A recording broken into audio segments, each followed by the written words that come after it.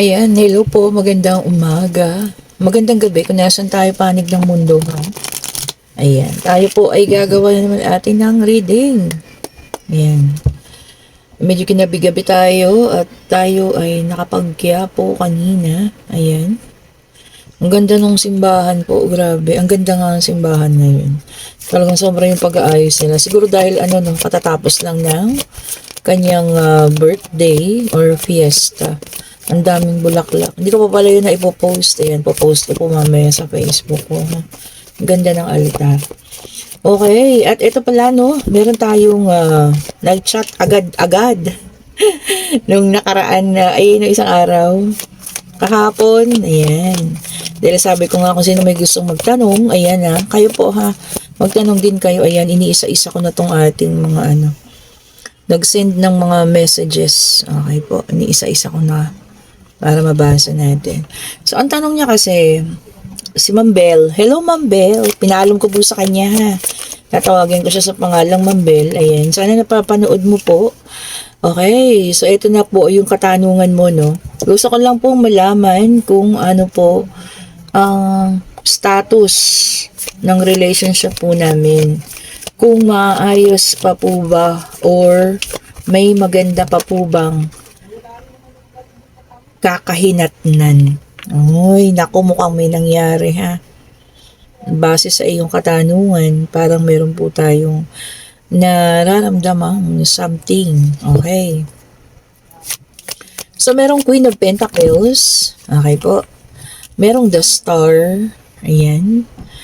Meron tayo ditong Queen of Wands. Okay. At meron tayong Seven of Pentacles. Ayan. Yan ang unang latag ng ating 4 spread cards. Tignan natin yung second na latag natin, ha. At sa mga nag-order ng bracelet, salamat po sa inyo. Pampanga. Hello, ma'am. Ayan, napanood ko na. BGC Tagig. Ayan po. Wala, ang dami naman ito. Ang dami nito, ha. Ulitin po natin. 10 yata yung bumagsak. BGC Tagig sa Makati, Caloocan, Las Piñas. Salamat po sa inyo, ha. Ayan, Mandaluyong. May Mandaluyong na may BGC pa yun. Quezon City. Thank you so much po, ha. Ilan ba yung pinadala ko kanina? 6 yata po yun. Ayan. Okay. Salamat po sa inyo, ha. Maraming salamat po sa inyong pag-order ng mga merchandise at ng ating mga Evil Eye po. Ayan. Salamat pong muli sa inyong lahat. Okay po. Ang laking tulong. Maintriga. Sa unang layer pa lang po, meron na tayong nakita dito kasi Madam, dalawa kayo sa buhay. Ito pangatlo na, ha. Pangatlong card na 'yun. Doon pa lang po sa una, nakita ko na dalawa kayo, ha, sa buhay niya. Yung person mo. Dalawa po kayo. Okay? Feeling ko alam mo naman. See. Feeling ko po alam mo na dalawa kayo. Or may nakukutuban ka na meron siyang tinatago sa'yo na isa pang nasabihin natin karelasyon. Ayan po. Or nagugustuhan man ito, So, meron tayo Ace of Swords. Meron tayo ditong Seven of Swords. The Death card. And then, meron din tayong King of Wands. Ang pinaka-main question mo is kung ano yung kahihinatnan ng relationship nyo. So, ito na po. Alam mo na may cheating na mangyayari. Ayan, nangyayari. Or maaari ito po ay nagaganap na sa ngayon. Alam ko, naramdaman mo na to. Dalawa kayo sa buhay niya. Ayan. Queen of Pentacles at saka isang Queen of Wands. Alam ko siguro ikaw si Queen of Pentacles. Ayan, marunong humawak ng pera. Marunong humawak ng salapi. Ayan. Ang ating Queen of Wands naman, medyo may pagkamasipag din. At dalawa kayo sa buhay ng ating King of Wands. Okay. And obviously, ma'am, kung hindi ikaw, kung ikaw ang Queen of Pentacles, hindi ikaw ang magiging kapareha ng ating king. Okay po. So, the Death card also signifies pagtatapos. Okay po. Ibig sabihin, it's the end. Okay. So, kung tinatanong mo kung anong kakahinatnan, alam kong sa pagkatuklas mo ng katotohanan, ng dahil nga Dalawa kayo sa buhay ng taong ito. Ikaw ang mismo ang tatapos at ikaw mismo ang makakapagdesisyon na maghihiwalay kayo. This is cheating and deceit card. Okay? So may nangyayaring cheating at deceit dito sa relasyon na tinatanong mo po, ha? Napakalinaw. O ilang beses na. Oh. Although hinihiling mo pa rin na sana hindi totoo. So ito yung the star, ma'am, ha. Okay po. So hinihiling mo sana na walang ganun. Kaya lang, lumabas na po oh. Napakalinaw talaga. Dalawa kayo. Tapos isa lang siya. Okay? And the death card signifies ending and also a new beginning dun sa taong maiiwanan. Whether ikaw yung maiiwanan or ikaw yung aalis. Kung ano man, ma'am, sa lang malinaw, magtatapos po ang relasyong ito. Dahil sa third party situation. Okay po. So, ma'am, i-chat mo ako kung tama tayo, ha, kasi wala ka naman ng ibang binigay na details. Ayan. Ma'am Bell, kung tama po ang nilabas ng baraha, i-chat mo ako. Ayan. Feeling ko naman hinihingi mo na lang yung clarity, yung pagkalinaw po, no? Pero alam ko, nakukutuban mo na at ramdam mo na po. Chat mo po ako kung tama lahat, ha? And, lagi kong sinasabi, kung hindi na kaya, bumitaw na po, ha? At unang-unang gawin, mag-heal. Unahin lagi ang sarili po, ha? Huwag niyo nang isipin kung ano mangyayari sa kanya. Especially kung meron siyang piniling iba po. Okay? Una yung isipin po yung sarili, ha? Ma'am Bell, kung tama po ako, mag-chat po ulit sa akin, ha? Okay po. Mabigat man, ma'am, ha? Mabigat man. Pero alam ko sa puso mo, ramdam mo na yan, eh. Na doon na papunta. Okay po. Ayan. Sana, Ma'am Bell, hindi ganun kabigat yung magiging impact sa'yo, ha? Pero alam ko, may mga sinyalis ni. May naramdaman ka ni. May mga red flag na. Kaya ka nakapagtanong ng ganyan. Ang bigat. Pangalawang mabigat na to, ha? Yung ni-reading kong katatapos lang po, sobrang bigat. Ayan, ma'am, hello. Kung nanonood ka, ha? Hello po sa'yo. Ayan. Happy lang tayo, ba? Alam niyo ba yun? Sobrang bigat po. Kasi ganun talaga. Iba-ibang pinagdadaan ng mga tao, no? Kaya yun nga po. Kung may makasalubong man kayo na tao na sa kalsada na parang malalim ang iniisip, marami pong nangyayari sa buhay ng tao ngayon, ha? Kaya hindi natin sila pwedeng i-judge. Kung ano man, ha? Okay po. Then, ingat-ingat din tayo sa mga ating mga sasabihin, pagsasalita, gano'n. Kasi, minsan, yung kausap natin tao, napakarami pa lang nangyayari sa buhay niya, nasaktan na natin sa mga bagay-bagay na binibitawan natin. Ano po. Okay, and then meron tayong 7 of Cups. Ito para sa ilan naman to, ha. Water sign, Cancer, Scorpio, and Pisces. Ang aga ng water sign ngayon, ha. Clarity. O, yun na nga. O, diba? Ganun pa rin, dumugtong pa rin sa una. Paglinaw ng mga bagay-bagay. So, merong mga tao naghahanap ng kaliwanagan, paglinaw ng isip, paglinaw ng sitwasyon. So, kung ano man yan, ha, marami pong, or merong mga taong gusto ng kalinawan. Okay? And then, meron tayong King of Cups, which is a water sign again. Reverse din yung kanina, ha. So, yung iba sa inyo makakaramdam ng paglamig. Hindi lang yung paglamig ng panahon, although hindi na nga malamig kanina, no? Kumbaga, maaaring maglamig ang pagsasama. Ayan. Okay? Paglamig ng kapareha, ng kapartner. Ayan po, ha. Yan yung mga senyalis na dapat yung bantayan, ha. Una, bakit? Bakit nanlalamig? May dahilan ba? O, diba? Yan yung mga dapat agapan. Okay? And then, meron tayong the Magician, which is an air sign. Manipulation. Ito, the Magician ay naka-reverse. So, manipulation po, ha? O, yung iba mawawala ng confidence daw. Baka kaya kayo mamamanipula. Kasi mawawala yung confidence ninyo.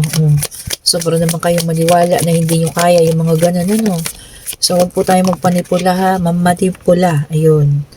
Diba? Laging maniwala sa sarili natin, ha? And then, meron tayong 4 of Pentacles, Earth sign. Iyan. So, water, air, Earth. So, si fire na lang yung kulang. O, yung iba sa inyo, pag-iisipan muna yung wealth or financial security daw po. Much better, ha? Much better po yan. Especially kung single ka, mas maganda yan. Ako, magpadami ka muna ng financial mo. Okay po, bago magseryoso. Lalo na kung bata pa naman ha. Yan. And then, meron tayo ditong naka-reverse na naman, Three of Pentacles, which is an earth sign. Ayan. Sabi rito, magkakaroon ng conflict sa grupo. Ano ba ito? Pagkakaibigan, pwede rin grupo ng paghahanap buhay. Ayan po ha. Magkaka-conflict daw po sa grupo ninyo. Or mga Zumba mommies dyan, Zumba ladies. O, baka may pagtatalunan. O, agahan po naggamutin ha. Huwag nang palakihin ang gulo. Okay po. And then meron tayong the Justice which is an air sign. Ayan. Clarity, puro paglinaw. Ano ba? Marami bang malabo ngayon? Bukod sa mata, ano pa yung isang malabo? Relasyon. Ayan, pasensya na kayo, nakainom na naman ako ng Sprite. Ayan. Nantaas na naman ang ating energy. Ayan po ha. Ayun, ang dahil naghahanap po ng clarity ha, kalinawan, paglinaw ng mga bagay-bagay. Kung doon tayo magkakaroon ng peace of mind, bakit hindi?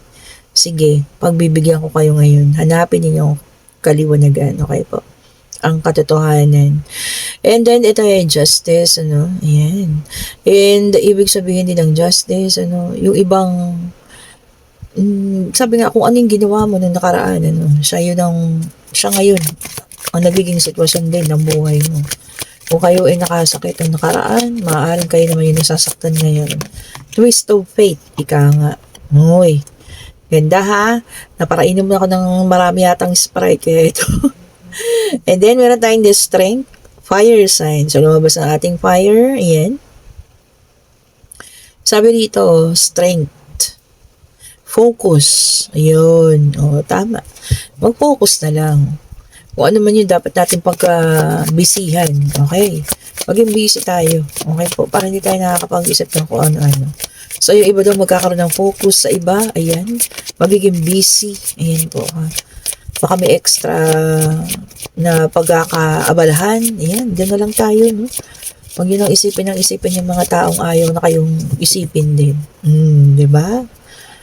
Huwag na nyo lang pagtuunan ng pansin yung mga ganong tao. Ha? Okay. Siyempre, pag mayroong isang nagtapos na relasyon, mas maganda yung meron kang ibang diversion, ha? Napipiliin naman. Paglago, ganun. Di po ba? Ayun, ito nga pagbigyan natin. Kanina pa niya gusto at dumiretso na nga. So, siya isang page of swords. Ayan. Which is an air sign. Deception and manipulation. So, 2 beses lumabas po ha. Baka merong isang taong magmanipula sa inyo. Ayan, gustong kontrolin kayo. Ayan, sa pagdedesisyon. Pero mga taong ganyan ha. Gusto nila sila yung masusunod sa buhay mo. Abay, bakit? Buhay nyo yan eh. O, diba? And then, meron tayo ditong King of Wands. Naka-reverse naman, which is a fire sign.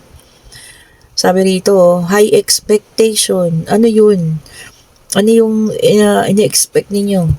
Masyadong mataas na yung expectation ninyo sa isang bagay, sa isang tao, sa pangyayari, kung ano man po ito ha. Baka ma-disappoint kasi sobrang taas ang expectation ninyo. Okay po? And then, meron tayong 2 of Wands, fire sign in reverse. Personal goal muna. Oy, that's good. Kung yung kanina, pag-iisip para sa sarili, tapos sumunod, personal goal. Tama po yun ha. By this time, unahin po ang sarili. And sa Angel Temperance, a fire sign, balansin. Oh, di ba? Sa pagbabalanse ng mga bagay-bagay, nagkakaroon po tayo ng harmonious. Yung harmonious lang yung ating buhay. Harmonious life. Di ba? Yung bang agos hindi naman mabilis, hindi naman mabagal, yung saktuhan lang. Di ba? So matuto po tayo pagbalanse ng mga bagay-bagay ha. Oras. Ayan po. Ang paggasta, ang kaperahan natin, ibalanse po lahat yan ha. Okay, and then meron tayo ditong Ace of Wands. Ayan, naka-reverse din siya. Yung iba magkakaranas ng pagka-delay. Baka may hinihintay kayo. Medyo may delay daw po ng kaunti. Ayan.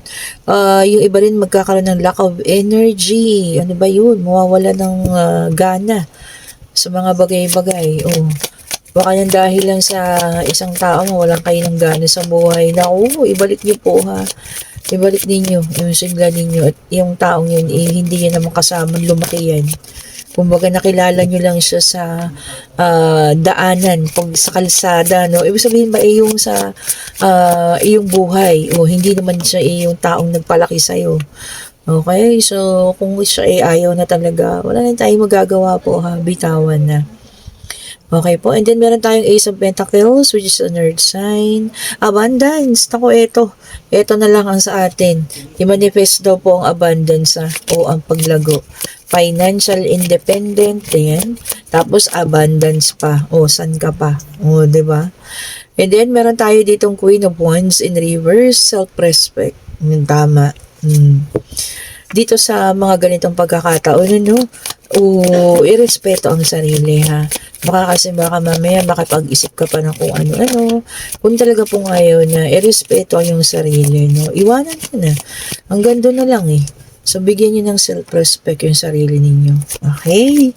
Yan yung pinakamagandang regalo natin sa sarili natin, di ba? Yung respeto po sa ating sarili. Ayan. Ano't ano man ang mangyari, wag na po niyo mawawala yung respeto sa sarili, ha? And the world, which is an earth sign, travel. Parang ngayon ko na lang na pulot ulit ang pag-travel, ha? Ayan. So, kung sino yung mga paalis dyan, nagbabalak, mag-abroad, ito na ang senyales, Kung tinatanong nyo na nararapat ba ngayong taon na to, siguro para sa inyo itong card na to, sige po, go. Okay? Kung dun tayo mabubuo ulit, kung dun gaganda yung buhay natin, bakit hindi? Subukan natin po ha. At sana, kung saan man kayo makarating, maging maayos po at walang maging problema sa pagstay nyo sa lugar na yun. And then meron tayong the sun, naka-reverse din siya. Sabi rito, negativity, naku, may sadness, kung ano man yan ha, may kalungkutang mararamdaman, may kurot sa puso, kung ano man yung kalungkutan na yan, hindi naman masama, kasi parte pa rin yan ng emosyon natin eh. Kaya lang, sinasabi ko lagi sa inyo ha, ang kalungkutan ay hindi tinatambayan, dahil oras na tinambayan niya, nagiging depression, anxiety, yun po ang nagiging kalabasan yan ha. So, wag niyo pong tatambayan. Maaring malungkot. Sige, bigyan ko kayo ng 1 segundo lang. 1 segundo. Grabe naman yun. Hindi naman po. Yun lang ang sinasabi ko. Hindi nyo kailangan pahabain yung mga oras at araw na kayo ay malungkot ha. Saglitan lang po yan. Ayan, spirit guide. Gusto na nilang magtanong. Ibigay mo po ang kasagutan sa kanilang katanungan ha. Pag-ibig. Ayan. Financial, ayan, pangyayari, pag-travel, ayan, examine ng mga estudyante, ayan, ha? Or yung mga kumukuha ng mga exam, ayan, tanongin nyo na. Ibigay mo po sa amin, Divine Universe, ang kasagutan po, ha? Ay, tignan nyo naman yun. Yes.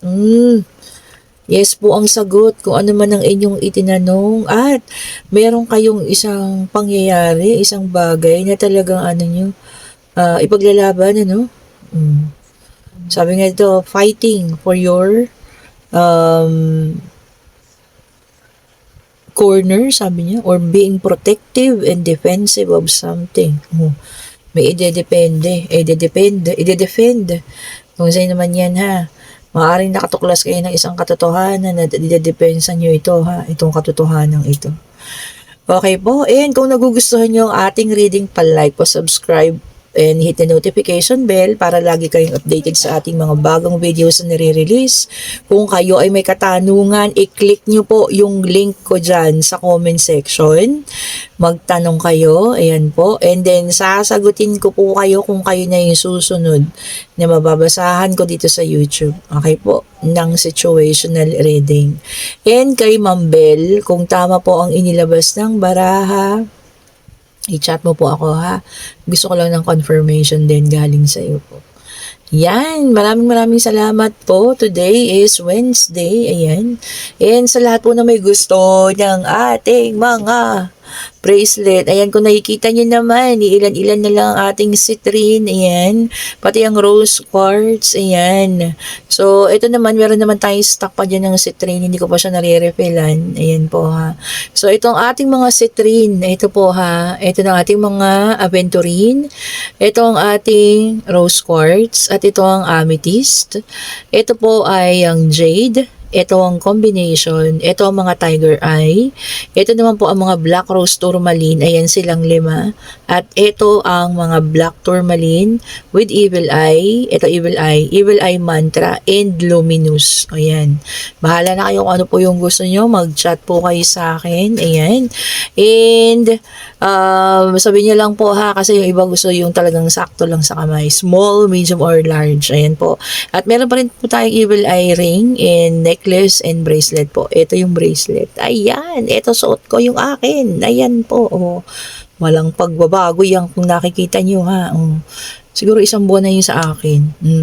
Non-tarnish po lahat ha. Stainless steel. Ayan. Hindi rin siya, hypoallergenic na rin po siya. Okay po. Thank you so much po. Have a great day. Have a blessed Wednesday po. Bye-bye po sa inyong lahat.